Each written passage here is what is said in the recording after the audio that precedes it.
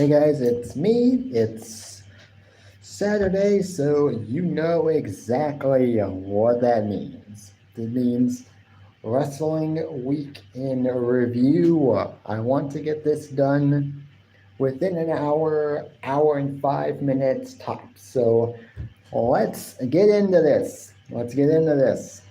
Uh, hope every single one of you are doing great. If you guys want to hit that like button,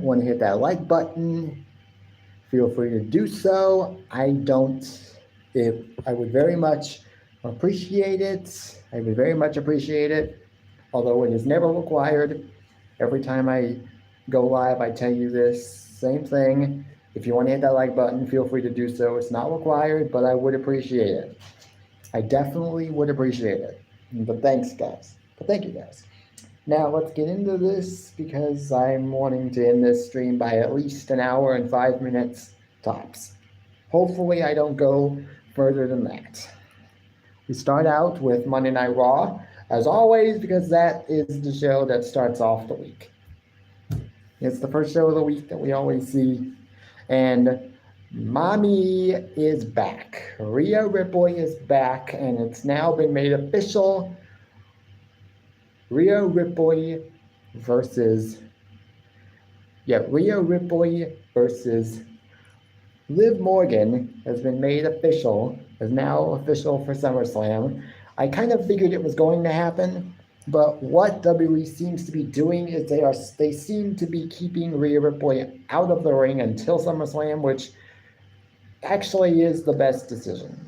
Just have her be on the show, involved in the Judgment Day's business and whatnot, and obviously they used her a lot on Monday Night Raw this past Monday, and a lot of her segments were Judgment Day related segments. Like at one point she even had a talk with Finn Balor and Damian and JD McDonough on them winning, where she congratulated them on bringing the tag team titles back to the Judgment Day where they belong.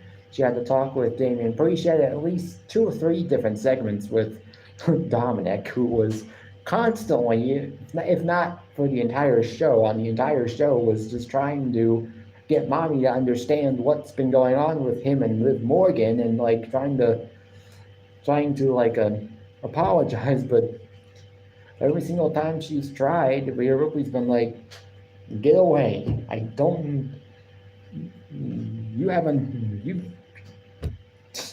She has been like, no. And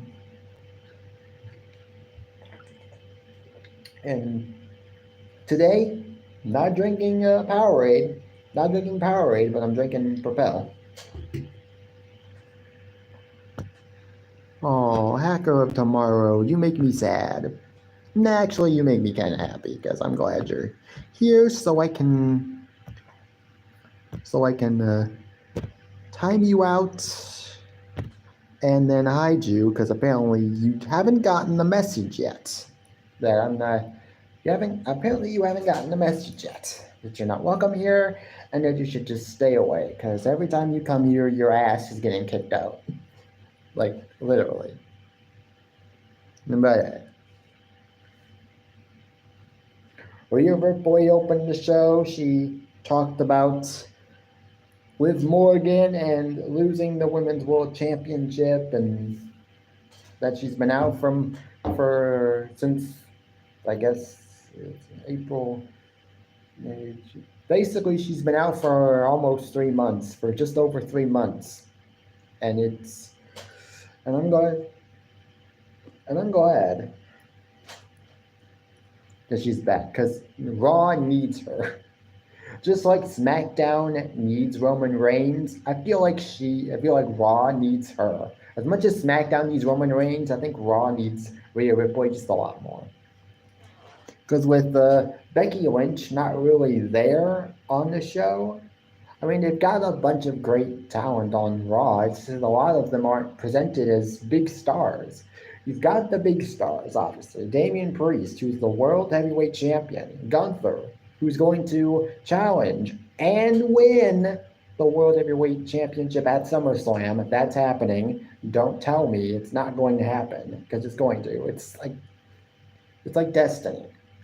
You've got Dirty Dom, who can get nuclear level heat almost every time he comes out there and amongst WWE Universe. It's like they want to hate him every single moment that he opens his mouth. It's like, they're like, shut up, we don't want to hear you talk.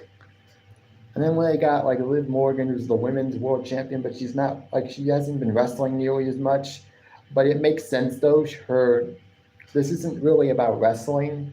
Her world heavyweight title reign isn't really about her wrestling a lot. It's about her wanting to take everything from Rhea, and eventually that's gonna lead to Dirty Dom eventually potentially siding with Liv. I don't know if it's gonna happen, but it could happen. Hello, Prez the Inventor, the Investor. Thank you for coming.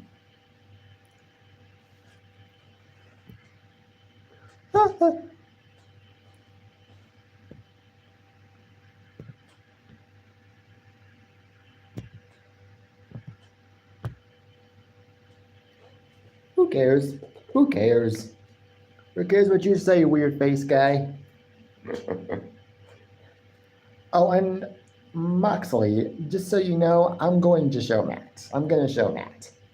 So you may think you're getting away with any of this, but you're not. It's burned in my brain. It's burned in my brain now.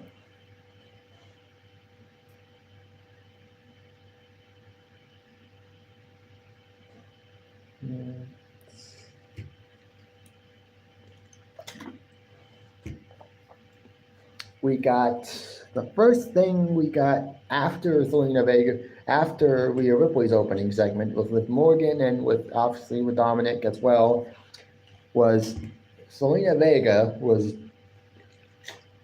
being interviewed backstage. And then here comes the newest trio in, I guess, WWE, Shayna Baszler, Zoe Stark, and Sonya Deville. They came back. They were backstage. They confronted Zelina Vega. The Vega was not having it. She literally almost pretty much roasted them, all three of them. Like, I can't see past your forehead. She said to Sonya, like, I can't see past your forehead and her mustache and her forehead and your forehead. And like, this set up a match between the two, which lasted about 2 minutes. It was what it was, but it was brutal, and she got brutalized in that match. After the match, though, the three of them continued to attack Zelina Vega before the trio of Katana Chance, Kaden Carter, and Lyra Valkyria. They went on a rampage. They went out there to get some quote-unquote revenge on Sonya, Shayna, and Zoe. So that was that. Oh, she did. Yeah. Yeah, Perez. She actually did, and it was pretty funny. I mean, I didn't actually get what she was saying, but it just felt like she was like, these, you know what, think they're gonna interrupt my interview, and I'm not gonna say something about it. Like, like, let me show, let me tell them what's what. Obviously, it didn't. Obviously, her trash talking didn't help her in the match. She lost in about 2 minutes to Sonya Deville, who is, I guess, bringing back an old finisher of hers called Deville's Advocate, which was, I guess, a finisher she used. Oh, yeah. Well, actually, if you think about it, Prez, there have been a lot of haters who have called out Zoe Stark for looking more like a man, So I don't know. She could have been saying that to Zoe, because I know there have been a lot of people that have said that Zoe Stark, that have complained to Zoe about Zoe's. Oh yeah, she could have been saying it to her too, but yeah, I'm just saying there's been a lot of people that just hate Zoe Stark and have been complaining that Zoe Stark looks like a man. And I'm like, okay, why? Like, why are you hating on Zoe Stark just for that? That's like stupid. That's the stupidest thing for you to be. Oh yeah, and she's a badass, but geez, like get over yourself. Like get over it. Yeah, me too. I like her. I think she's great. Has she been booked to her fullest potential yet? Not necessarily. She hasn't been booked strong since her debut on the main roster, although she did have a strong presence. She did have her association with Trish Stratus, which I'll be honest, didn't do much for her at all. Didn't do much for her. Didn't make her look any better. Some might say being with Trish Stratus makes you better. Being associated with Trish Stratus makes you better. It didn't really do much. But hey, being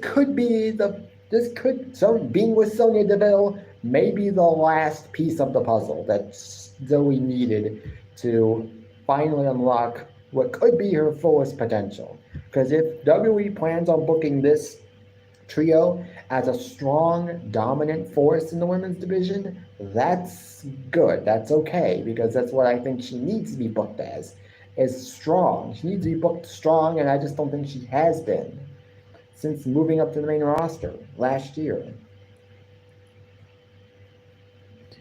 We also got Dominic Mysterio was also like Zoe Stark, was Rhea Ripley, like Rhea Ripley was in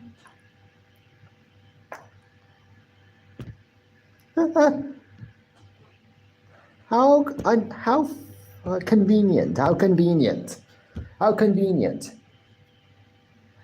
I start talking about Zoe Stark, and all of a sudden one of these fake accounts, one of Moxley's fake accounts, decides to show up.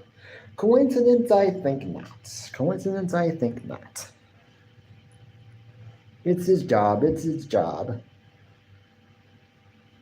Hey, thanks, Jeffrey. I appreciate it. I appreciate it. Anybody that has a channel, that's on their channel, that's watching this, if they want to share, if they're able to share the live stream, if it's to their community tab, or if they have like Facebook or use Instagram and they want to share this live stream out, feel free to do so. I appreciate all the help I can get. I'm like 10 subscribers away from 500. If you guys can help me get there, I would really just appreciate it. And Perez, the investor, I can't wait for them to have a mid-card title for the women as well. Now, there have been talks about them doing a mid-card title for each brand, because Raw and SmackDown both have their own mid-card titles, and I'm guessing people are just, WWE's like, the men have 2 mid-card titles, women should have 2 mid-card titles, although I don't know if it's necessary for them to have 2 mid-card titles for both brands, because there might not be a whole lot of women's mid-card talent that could fill up. I just don't know. I'm glad that they brought a women's North American title to NXT, because there are a lot of women in NXT that are mid-card, floundering, and sort of like the mid-card that I think could be used as potential challengers for a North American title, women's opening, like Jada Parker, Fallon Henley, Sol Ruka, Izzy Dane this week. Izzy Dane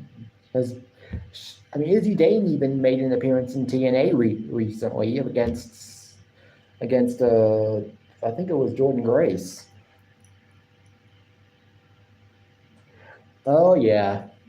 You can ask him if he'd want to, but I don't know. You can, yeah. I'm really thankful for when I do go to James Gype's channel, because when I go to James Gype's channel, I almost always am able to get at least 2, maybe 3 new subscribers each time, which is great. But I'm 10 away from 500. I'm 10 away from 500, and I would be so happy. When it happens, I'm gonna be so happy.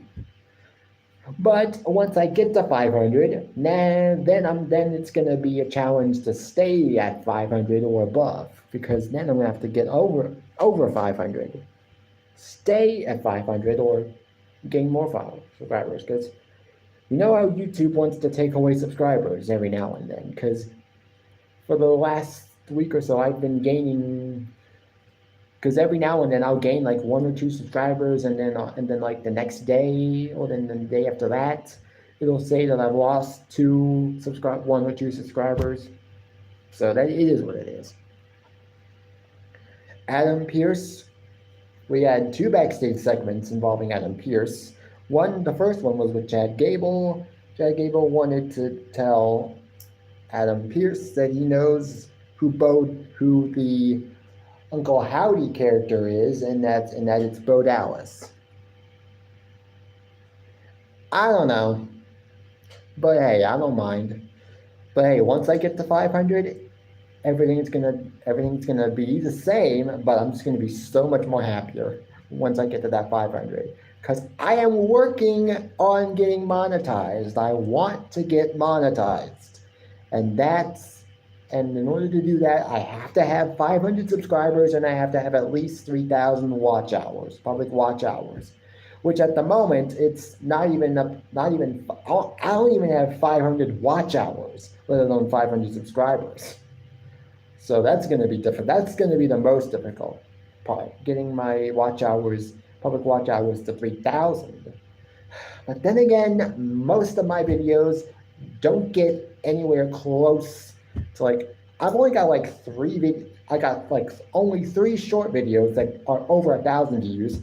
I've got maybe 1 live stream that's over on this channel. It's over 1,000 views, and I've got maybe 1 video, maybe 2 videos, 3 videos at max that are over 1,000 views.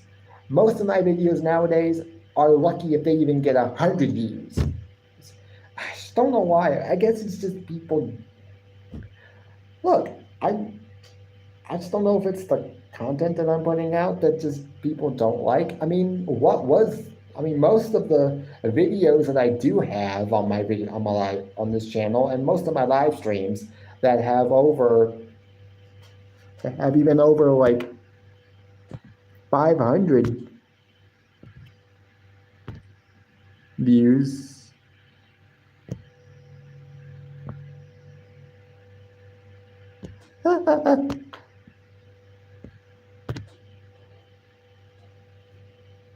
Sorry, Matt. Sorry, Mox, but you're gone again. But yeah.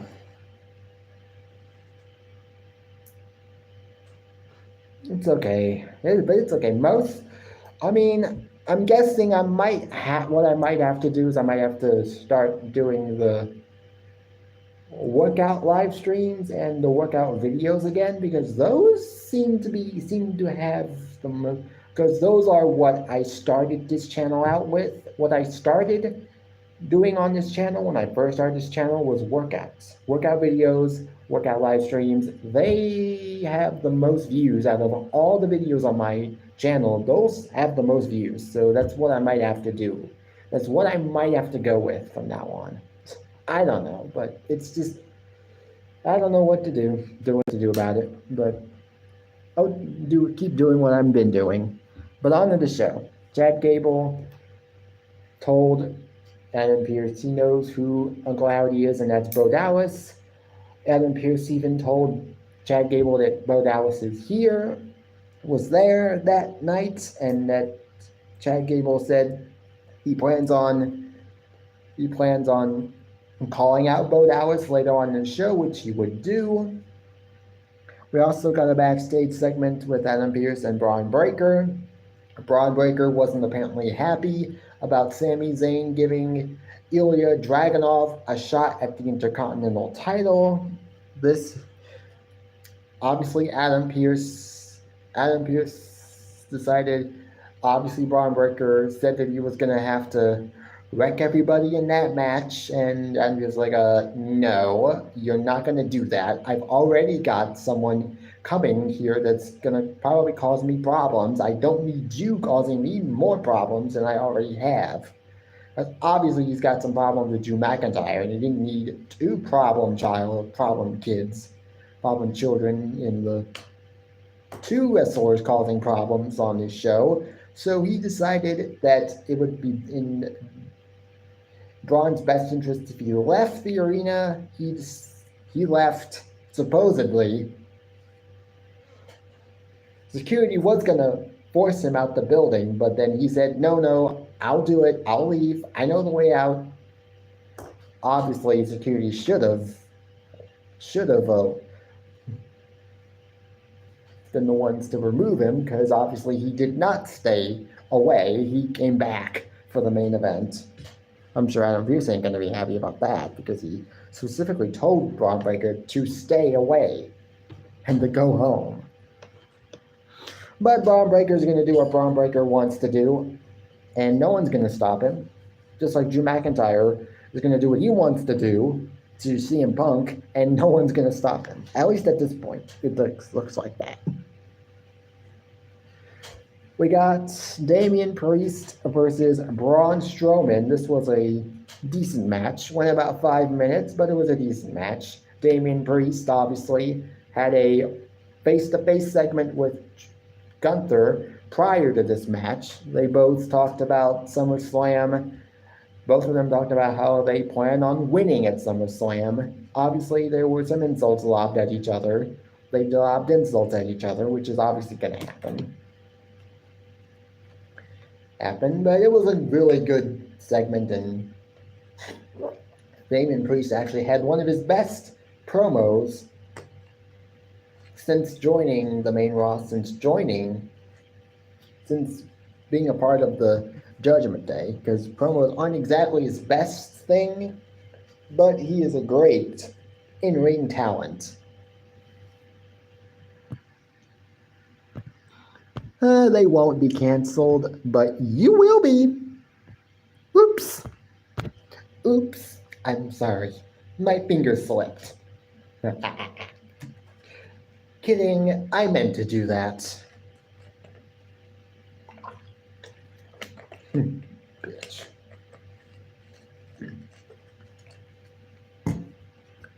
We also got, earlier on in the night, we got a backstage segment involving Dominic Mysterio and Jey Uso. Jey Uso, with Damian Priest was in the background, was there as well. Well, Jey Uso went up to Dominic and asked if is Rhea single and ready to mingle, because he's ready to give Rhea Ripley that call. I don't know if this is gonna lead to a storyline romance with Jey Uso and Rhea Ripley. I mean, look, if Dominic eventually gives in to Liv's constant seduction, and eventually just decides that I'm just gonna choose her over mommy, then yeah, they could go with this storyline of having Jey Uso and Rhea Ripley in a storyline romance. But then again, I don't know how that would work, because I feel like once SummerSlam gets here and once SummerSlam ends, Roman Reigns is obviously returning at that show. Jey Uso may be returning at that show as well, alongside Roman Reigns. And I just feel like eventually Jey Uso is going to have to be involved in that Bloodline storyline on SmackDown. Obviously, they could go with a Jey Uso reunion, which obviously is going to be a huge crowd pop when it happens. But I just don't know when they're going to have Jey Uso be inserted into the Bloodline storyline.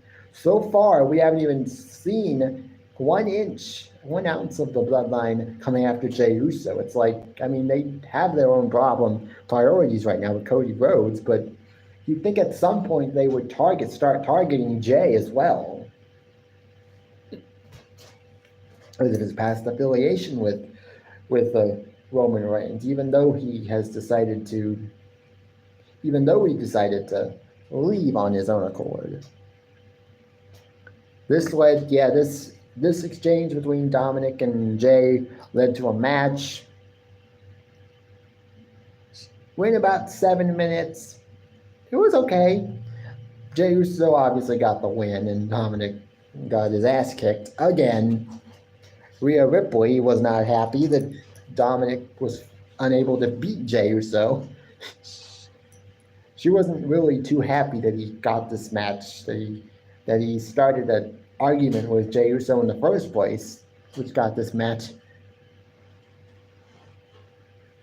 It's like Dominic couldn't seem to get anything right on this Monday Night Raw. He couldn't get anything right. He couldn't apologize to Mommy without sounding weird, all weird and stuff. Like at one point during a backstage segment, he said he needed to prove to everybody that Rhea is his, and that he still loves Rhea, and that he's hers. But Rhea made it pretty clear that she doesn't belong to anybody, but yet she owns Dominic. Obviously. We also got a tag team match between Katana Chance and Kayden Carter versus Zoe Stark and Shayna Baszler. This match went about 6 minutes, 30 seconds at least. It was an okay match. And Zoe Stark and Shayna Baszler won the match. I'm surprised they didn't make this also a squash match along with Zelina and Sonya. I don't know why, but good win for Zoe and Shayna. Actually, no, I can't remember who won. I just know it was like about 6 minutes long. We got a Chad Gable segment involving Bo Dallas and the long-awaited, I guess you could say, heel turn of the Creed Brothers. The Creed Brothers came out here to attack Bo Dallas alongside Chad Gable. So it's official now that the Creed Brothers have joined up with Chad Gable. Whether this eventually leads to Ivy Nile joining the group is, I don't know if that's going to eventually lead to her joining as well, but it could happen because she's with the Creed Brothers. And obviously, we're going to at some point get a segment with Ivy Nile, like, asking the Creed Brothers, like, what the hell? Like, why are you siding with this jerk? But hey, we also got Sheamus versus Bronson Reed, and there's something that I want to say before I talk about this match. This match was okay. It was pretty good for what it was. Just two big, beefy men just going at it. But what the hell is Def Rebel thinking? I mean, we got Sheamus' old theme song back. Old WWE theme back, which is, I can't remember what the name was, but actually what it was we're doing a remix of it. They were doing like a remix of it. Starts out as his current theme, as the current theme that he's had since like 2015 or something, Hellfire. It starts out as Hellfire and then goes back and then immediately goes into his original theme, which I thought was kind of cool. Like, we get his current theme and his original theme in the one, but now they've decided to give him a completely different theme that doesn't even make any sense. Like, what's going on here? Like, what are we doing? What's Def Rebel thinking? And does WWE even care that Def Rebel is putting out horrendous theme songs for some of its wrestlers? Some of its wrestlers' theme songs currently are good, but it's like some of them could be so much better. Like, a lot of people want to say that wrestlers that aren't receiving a crowd pop or that aren't getting over in their eyes, it's because of them. It's because of them. The wrestlers themselves. And that's only partially true. Their theme song is also essential to them getting over. Because obviously, if you can instantly recognize that person's theme song, then you know who it is. But if it's someone who's either hasn't been used nearly as much as they should be used, or that just has a terrible theme song. You're like, how should I even care? Why should I even care about this person if their theme song sucks? I mean, Shayna Baszler is still using her new theme song, which I don't like. I liked her previous theme song that she used for the most part when she was in NXT and on the main roster for her first sort of year on the main roster. But she hasn't.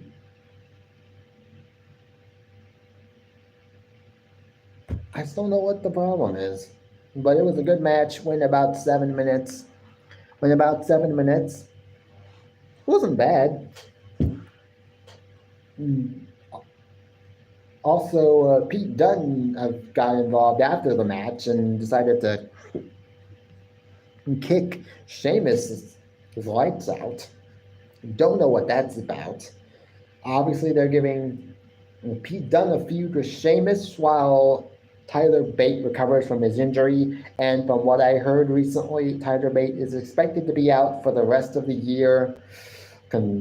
I hope Tyler Bate gets well, and I hope he gets well with his injury, fair injury. So, hey, it's going to be okay. We got a Drew McIntyre segment. He talked about with Adam Pearce, they talked about Money in the Bank, the obvious Money in the Bank situation that happened when after the show, Drew McIntyre decided to storm the kickoff show set and just had a meltdown after what happened with CM Punk. He elbowed, eventually, at one point, he elbowed Adam Pearce, who was not happy about that, and he also wanted Drew McIntyre to apologize to the two referees that he also hurt. Rod Zapata, who was actually involved in that match that Drew McIntyre eventually cashed in his Money in the Bank briefcase on, which was a hot mess of a match. Even though it was good, it was just a hot mess because of that one point when it looked like Damian Priest didn't kick out of I can't remember what move it was, but Damian Priest didn't even kick out, and then Drew McIntyre's music show came on. Yeah, that was a little bit of a hot mess. But Damian Priest, ever the person that he is right now, said no to apologizing to anybody. Said, I'm not apologizing for what I did. CM Punk has deserved everything that I've given him. Deserved all the beatdowns I've given him. And then everybody's like, oh, okay, so if you're not going to say you're sorry and if you're not going to apologize, then I'm just going to keep you suspended. And some people were worried that this so-called suspension was a way to delay the match because CM Punk might not be cleared, and what I've heard, this is just a storyline suspension, and he's not actually suspended for real. It's obviously a fake suspension, but obviously they have to go along with it on Raw because obviously you don't put your hands on referees, and you don't put your hand on the general manager. That's just a big no-no. The main event was Sami Zayn versus Ilya Dragunov. This match went about 8 minutes, 30 seconds. It was a great match between two great superstars. Obviously, the match ended with Ilya Dragunov being attacked by Braun Breaker. He did not leave as Adam Pearce demanded. He stayed back so he could get involved in the main event match, which he said he was going to do before Adam Pearce decided that that's not the best decision, that he needed to hightail it out of here, which he obviously didn't do. But yeah, it is what it is. It was a good match. It was a good show. If I had to rate Monday Night Raw this week, I would rate it a 7 out of 10 because it was good. It was really good. And now on to NXT. NXT was kind of a loaded show this week. It was actually very good. A very good show this week. We got some a bunch of tag team matches, a couple of six-man tag matches. The match that we got to open the show was the Rascals. So last week, if you didn't watch last week's NXT, we had a segment involving Wesley where he was addressing his future in NXT. It looked like he might be willing. It looked like he might have been considering leaving NXT, but then, like as a complete surprise, two of his, I guess, best friends, and one of them being his former tag team partner in NXT as a part of MSK, the Rascals, Trey Miguel and Zachary Wentz, they came out. They talked him out of it. They got a backstage segment last week involving Gallus. That led to a match this week against Gallus. This went about 9 minutes. It went about 9 minutes, and it was a pretty decent match for these two superstars. It went about 9 minutes. It was a pretty decent six-man tag match. Most of the matches we got today were sort of like not too much, Some of them were squash matches, like Tatum Paxley versus Izzy Dane. That went about 4 minutes. Lola Vice versus JC Jane went about 4 minutes. It's not bad. We also got a six-person mixed tag match involving OTM Out the Mud and OC involving Luke Gallows, Carl Anderson, and Michin. I don't know why, but I feel like you should just put Michin on NXT and the OC on NXT because they have not done much of anything, if not anything, on SmackDown. Although OC of Carl Anderson and Luke Gallows will be involved in a six-man tag team gauntlet match to determine number one contenders for the newly crowned new WWE Tag Team Champions of DIY, Tommaso Ciampa and Johnny Gargano. Who wins that match, I do not know.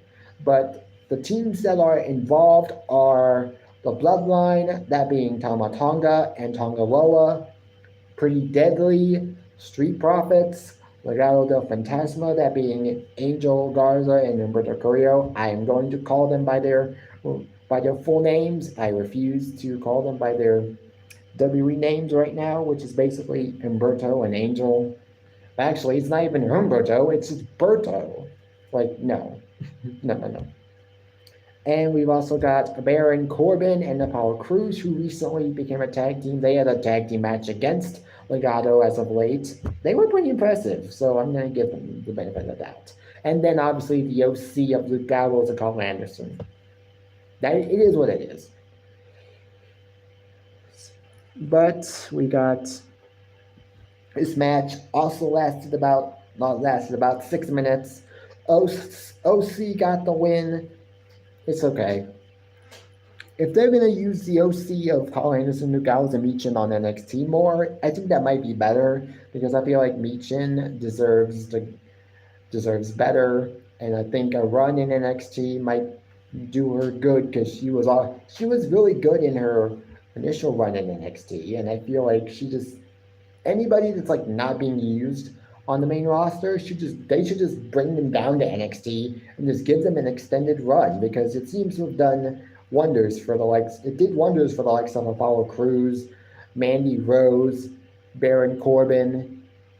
All three of them had an extended run in NXT after not doing much of anything on the main roster at the time that they were brought back down to NXT, and I think they've done great since then, and they did great in their respective runs. I mean, Mandy Rose became one of the longest NXT Women's Champions in the history. I think at least her reign, I think, is now officially the third longest, either the third or second longest, because I know there's at least one or two other reigns that may have been longer than hers, but she was good. We also got Javon Evans versus Brooks Jensen. We got a tag team match involving Javon Evans and Brooks Jensen. Last week, Brooks Jensen was brought back to NXT, and he didn't exactly make the best impression on his first night back. He attacked Javon Evans backstage, which was not a good idea. And they now had a match this week, which Brooks Jensen did win. And even after the match, he started attacking Javon Evans even after the match, which wasn't a good idea as well. Josh Briggs was there, and he was like, "Dude, what are you doing? You won the match. You won the match. Let's just go and let's just get out of here and leave." I like this sort of unhinged Brooks Jensen who's like not afraid to get into fights with people and is just gonna not take crap from almost anybody. I don't know. But I kind of am liking Brooks Jensen at the moment. We also got a match. We also, apparently, Ethan Page decided that he was going to defend his title, his newly won NXT title tonight, and his opponent would be Dante Chen. Well, this was interesting. This match went about 7 minutes, 30 seconds, and it was an okay match. Obviously, after the match, Ethan Page won the match, obviously. After the match, though, Oro Mensah, who has been targeting Ethan Page ever since he took out Oro and his friend Noam Dar, and I think it's almost a given at some point they're gonna have a match. Like this is like the fifth time at least that Oro has at least attacked. Fifth or sixth time. I can't remember how many times we've had a segment in which Oro Mensah decided to just attack Ethan Page. It's obvious they're gonna have a match against each other at some point. Who wins? I don't know. We got a Roxanne Perez segment. She talked about her NXT Women's title. She eventually got around to talking about some of the latest signings, like Julia and Stephanie Vaquer, and even some of the top women on the main roster. How there's literally nobody on her level, and I'm sure once either Stephanie Vaquer or Julia get in, I think Julia is going to be the one who ends Roxanne's title reign. When that happens, I don't know. But that's just the vibe I'm getting, is that Julia is going to be the one that ends Roxanne's reign as champion. But yeah, when that happens, I don't know. Finished with the drink. Also, we got the main event, which was Oba Femi versus Duke Hudson. This was the longest match of the night, went about 10 minutes. And this was a very good match between Oba Femi and Duke Hudson. Oba Femi has been nothing short of a great North American champion. I just can't wait to see what he does. Even after he loses the title, I just don't know who's going to be the one to take him down. But once he does lose that title, I'm going to be interested in seeing how they present him following his loss. Once it does happen, because it's going to happen eventually. He's going to have to lose the title. To who, I don't know, and how they book him afterwards, that's going to be interesting to see. But hey, it is what it is. That match was good. Oba Femi obviously was going to win the match, and he did. This was a good NXT. I will give it a 7.5 out of 10. A 7.5 out of 10. It was a very good show. I haven't seen many people here today, but that's okay. I don't expect to see everybody. Oh, whoa. What in the world?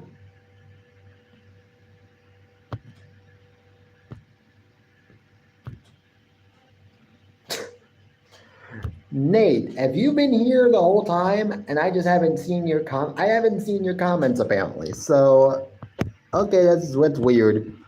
I haven't been seeing you guys. I haven't been able to see you guys' comments.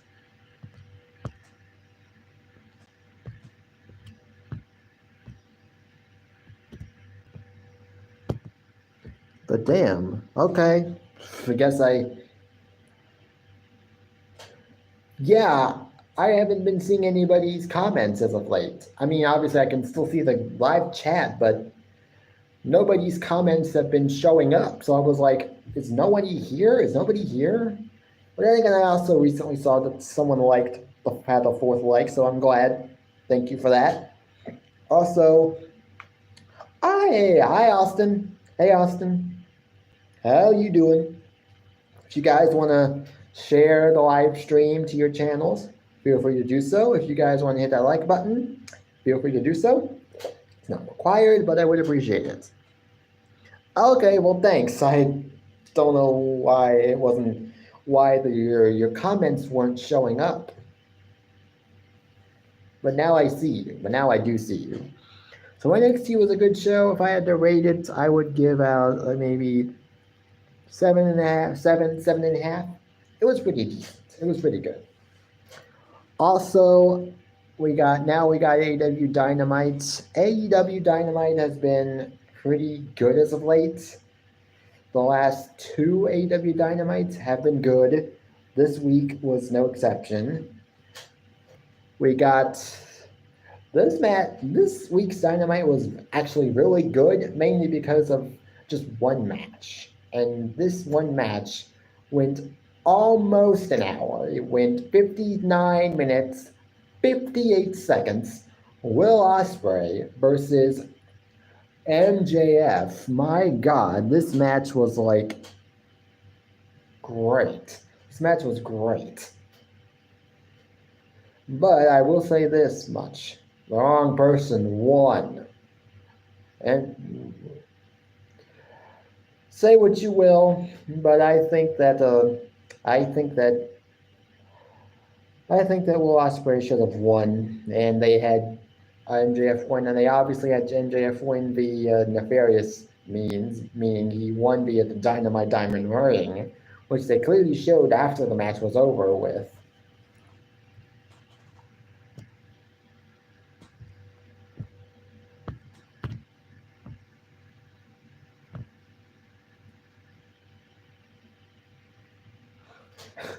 Mox, screw you.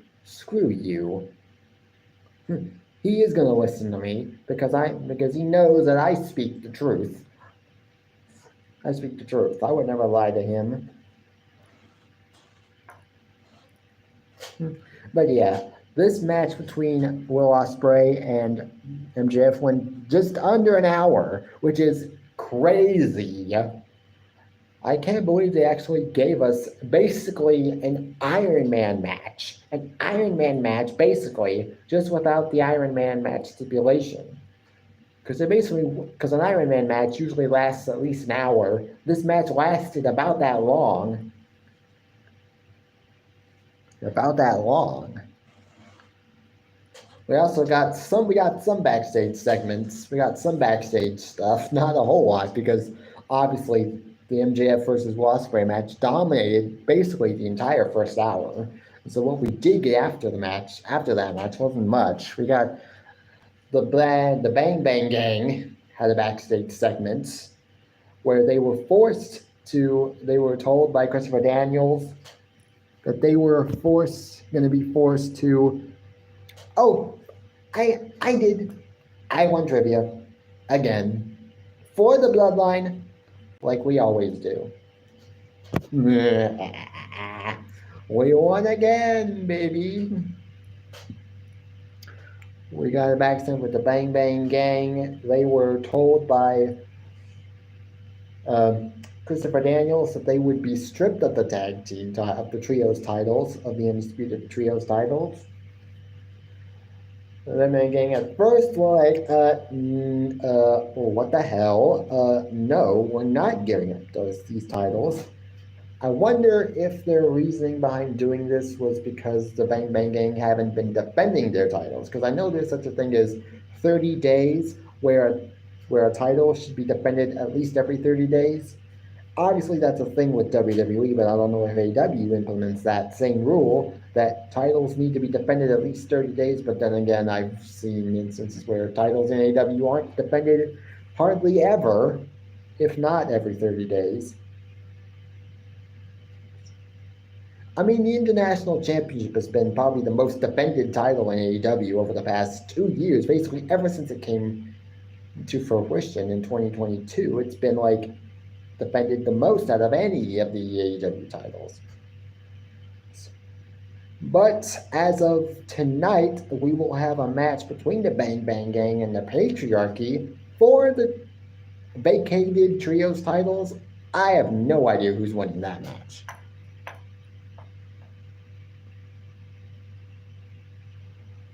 Wait a minute. CH, is that you? Because it has your name, but it's a different picture. Did you change your profile picture?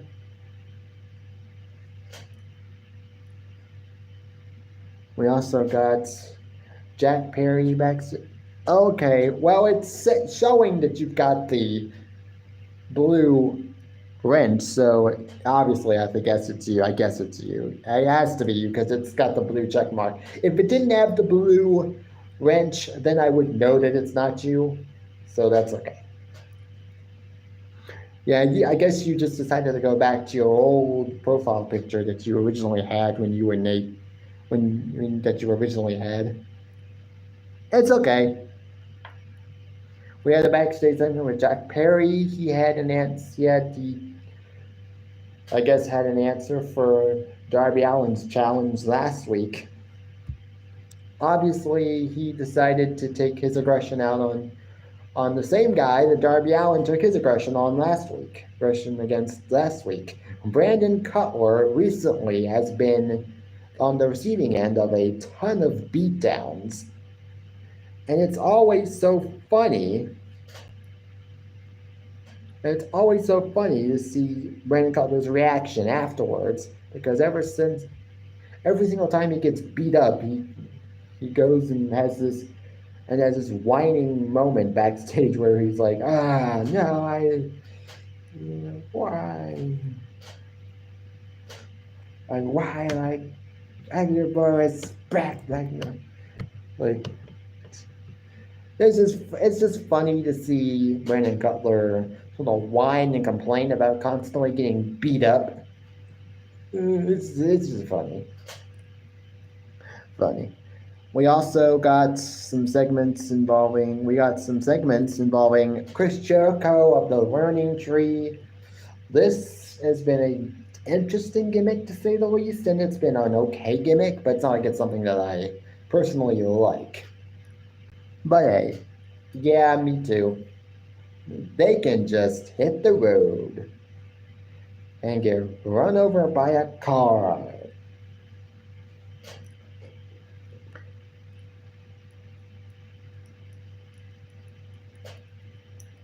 I mean, I think he was talking to you, though. Yeah, I know.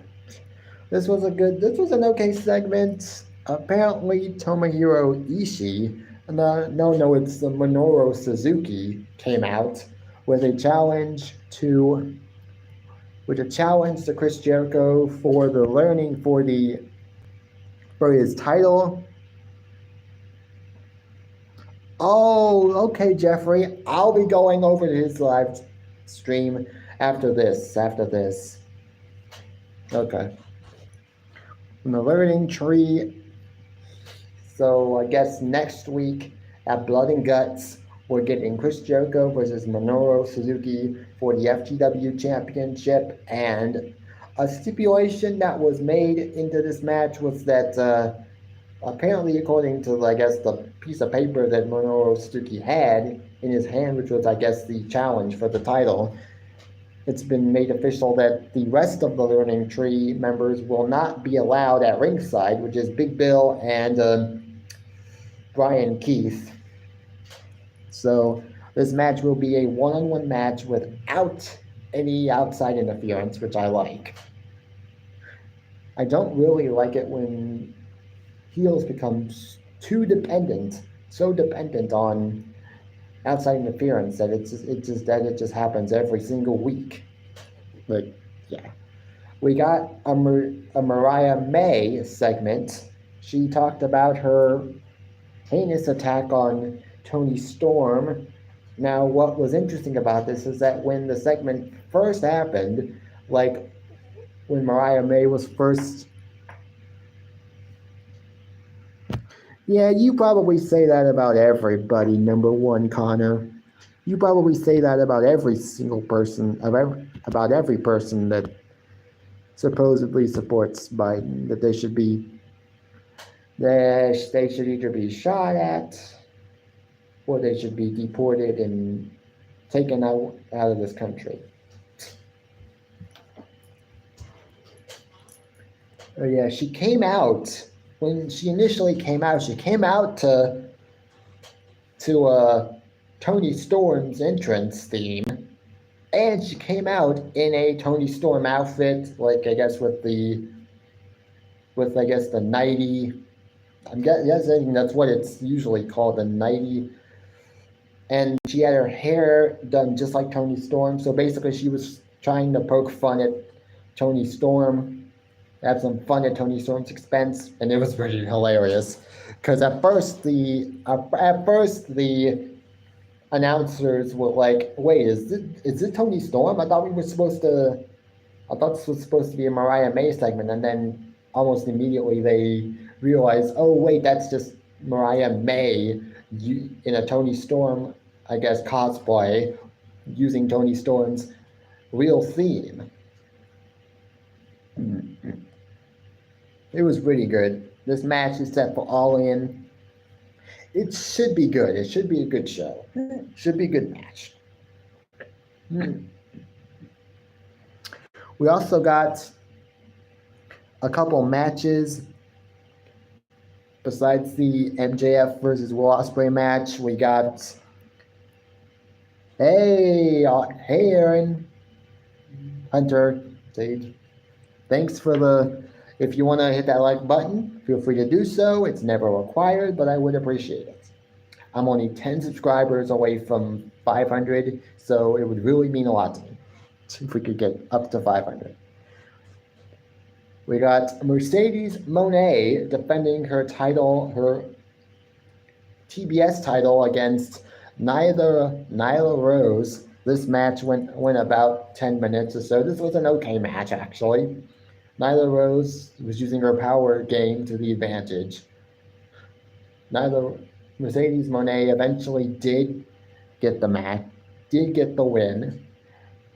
After the match, she decided to take a fan's poster. Apparently a fan, or supposedly a fan, had shown up with a Dr. Britt Baker DMD poster. Mercedes tore it up, got into supposedly the fan's face, and also the fan was apparently wearing a Sting mask. This fan immediately decided to just pie face Mercedes Moné in the crowd. They removed the mask, and it was actually Dr. Britt Baker herself. She went after Mercedes Moné. I think it's pretty obvious they're going to have a match at All In for the TBS title, and I don't know who's going to win. So it's going to be good. It's going to be interesting to see.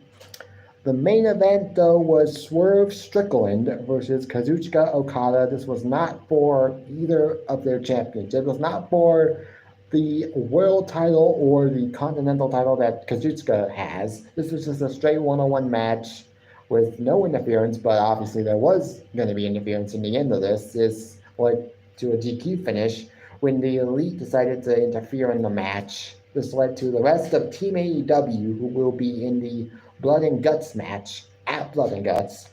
Mark Briscoe, the Acclaimed, Swerve, and Darby Allin, they all were out there along with the Team AEW, their Team AEW, with Team Elite being the elite, new elite of Kazuchika Okada, Young Bucks, Jack Perry, and Hangman on a Page. So this should be a good Blood and Guts match. It's okay.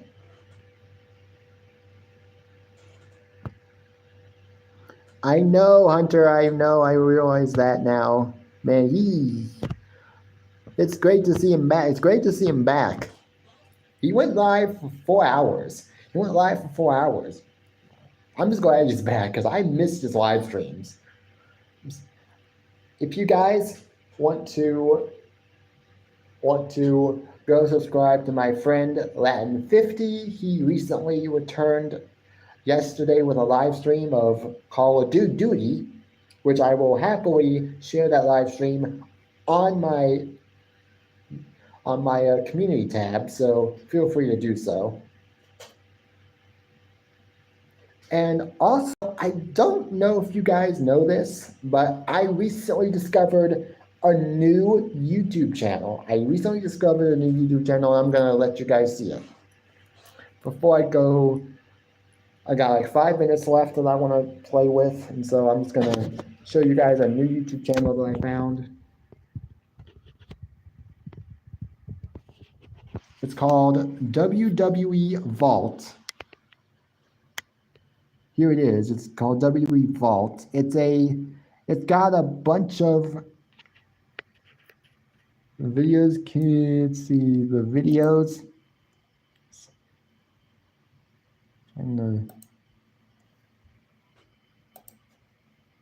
Oh, great. It's frozen on me. It's frozen on me at the moment. So maybe not. But I wanted to show you guys what this YouTube channel has. This computer is working very slowly today. This YouTube channel has a bunch of just random, some of it is random videos. Others, they've got they've even got full matches on here. Some that they don't even have on the regular WWE channel itself. Today they uploaded Kevin Owens versus AJ Styles United States title match at SummerSlam 2017 with Shane McMahon as the special guest referee. Yesterday they uploaded Bray Wyatt and Bo Dallas faces the Usos and FCW, and the full match involving Seth Rollins, Rey Mysterio, eye for an eye match at Extreme Rules. Oh, hey Danny, I'm just showing everybody a new YouTube channel I recently found. It's called WWE Vault. It's got a bunch of matches and various WWE videos on it, like SummerSlam 2011, Christian versus Randy Orton no holds barred match for the Universal title, the World title, Bianca Belair versus Becky Lynch in her return at SummerSlam 2021. A lot of the matches they had when they first started uploading videos were Money in the Bank matches, which I thought were really cool because a lot of them weren't even matches that WWE had on their actual YouTube channel, but a lot of them, like Roman Reigns versus Edge, CM Punk versus Daniel Bryan. They have a ton of Money in the Bank ladder matches on this show, and even Seth Rollins versus Dean Ambrose for the WWE title, and they even have the Undertaker versus Mankind Hell in a Cell match, which is cool. But that's just that. I just wanted to show you guys that new YouTube channel that I recently found, in case there's a match you kind of would like to see, but it's not uploaded to WWE's original official channel, then hey, it might show up on this channel. I mean, this channel even has the 2010 SummerSlam main event, which was Team WWE versus Team Nexus. That controversial match in which John Cena decided that he should be the guy to go over, not Nexus, which to this day is obviously a stupid booking decision, apparently, because it probably would have made more sense for the Nexus to win. Who knows? But yeah, AEW Dynamite was a spectacular show. If I had to rate it, I would rate it an 8 out of 10. It was that good. SmackDown last night was not nearly as good as it could have been. We got another main event segment in which the Bloodline just took out Cody Rhodes, Randy, and this time Kevin Owens. Obviously, the opener was Cody Rhodes talking about the Bloodline and his match with Solo Sikoa going into SummerSlam. He talked about, and then for no reason really, A-Town Down Under decided to get involved. They went back and forth with Cody Rhodes. This led to obviously them getting at it. This would lead to a main event match in which Cody Rhodes would have to find a tag team partner to tag team with A-Town Down Under. That ended up being none other than Kevin Owens.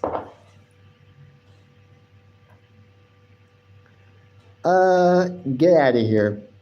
Whoever you are, get out of here. You're not welcome. And no, he will not. Because he doesn't date tramps. Because he doesn't marry trailer park tramps.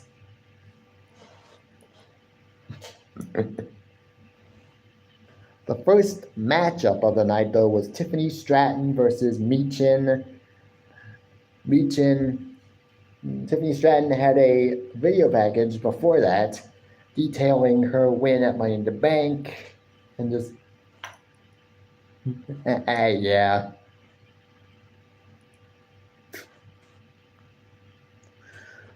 But this match went about 5 minutes or so, and this was just a meaningless match for Michin to win. She won the match after Bayley distracted Tiffany Stratton by destroying her Money in the Bank briefcase, apparently.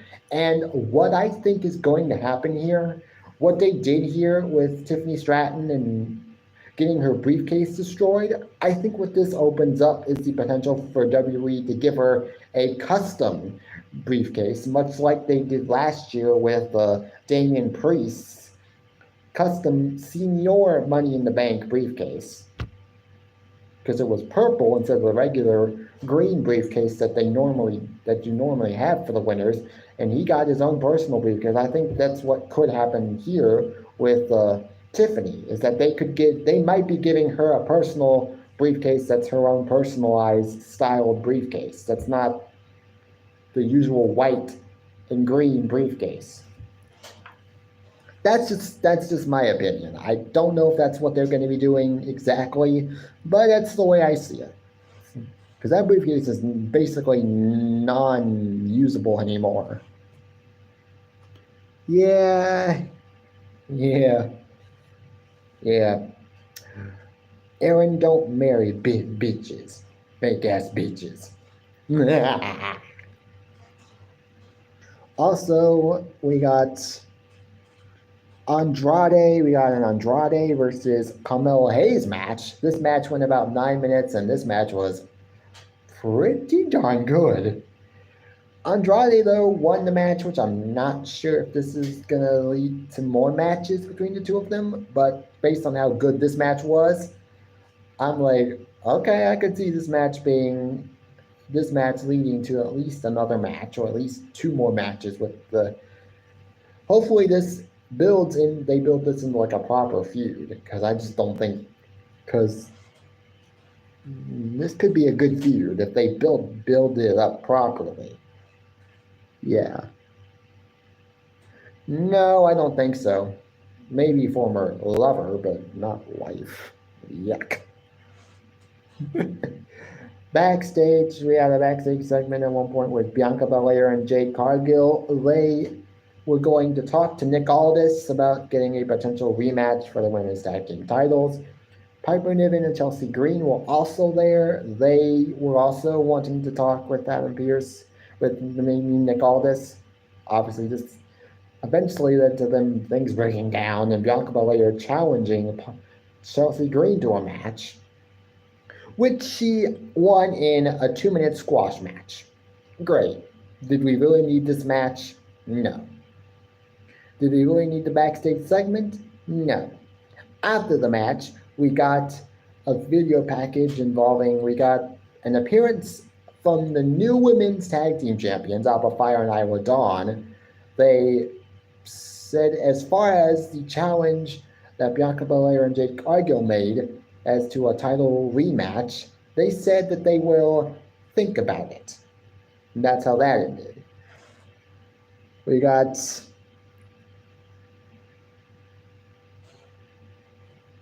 We also got another message, a video package from the Bloodline, talking about Cody Rhodes and their match and Solo's match at SummerSlam, and about Roman Reigns, basically. And I know it ain't fun with no trolls, but it is kind of boring without the trolls, because it's nice to be able to see what they have to say before they before they are forced to get on out of here by Nate. I think from now on, what I'm going to do from now on is a Danny Staten. Danny is going to be the guy that checks up on channels to make sure that they're real or fake. And if he determines that yes, they're fake accounts, then you can be the one to tell them bye-bye. We also got LA Knight segment with Logan Paul to make this United States title match official. And for those of you who want to say that LA Knight is buried because he didn't win Money in the Bank this year or because he didn't win Money in the Bank last year, and that Triple H is quote unquote jealous of LA Knight's popularity, that's just not true. And for those of you who want to say, okay, now that this match is official, will Triple H allow LA Knight to win? Well, LA Knight is winning at SummerSlam, and your new United States champion, LA Knight. Oh yeah, Aaron, I want to see something cool. Afterwards, though, we got a backstage segment with LA Knight and Santos Escobar. But apparently, they're going to have a match next week. I'm guessing they're having a match next week, which is okay. Obviously, the main event was Cody Rhodes and Kevin Owens versus returning Kevin Owens versus Grayson Waller and Austin Theory. This match went about 10 minutes. It went about 10 minutes. The ending of the match saw Grayson Waller push Austin Theory into, I can't remember if it was a stunner by Owens, which then led to a crossroads by Cody Rhodes for the win. After the main event, after the match, the Bloodline came out to attack both Kevin Owens and Cody Rhodes. They let Cody Rhodes and Kevin Owens, laid Kevin Owens and Cody Rhodes out, which I thought was good. I know there were some people out there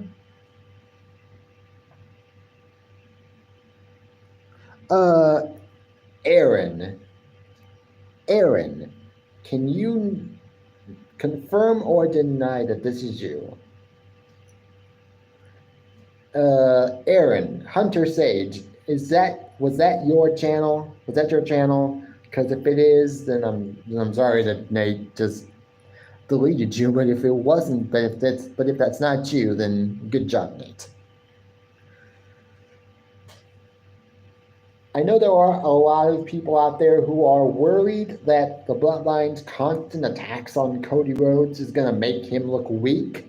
But I think it's the right move. I think he needs to do this. Oh, okay, Nate. Well, then, Nate, you unhide him, Nate. That's not real. That's a real Aaron said that that's him. Corbin Carroll, he said that's him. So that's okay. It's okay, Nate. Just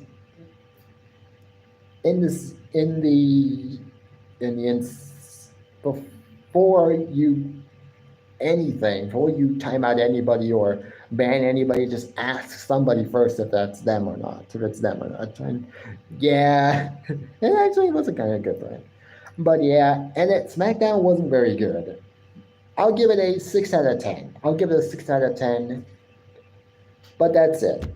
That's it for me, guys. Oh gosh. I hope you guys enjoyed this live stream. We got up to 8 likes, which is great. Great. Thank you guys. I will see you guys next week. If not, then I'll see you guys sooner. Who knows? And until next time, I'll see y'all later. Peace.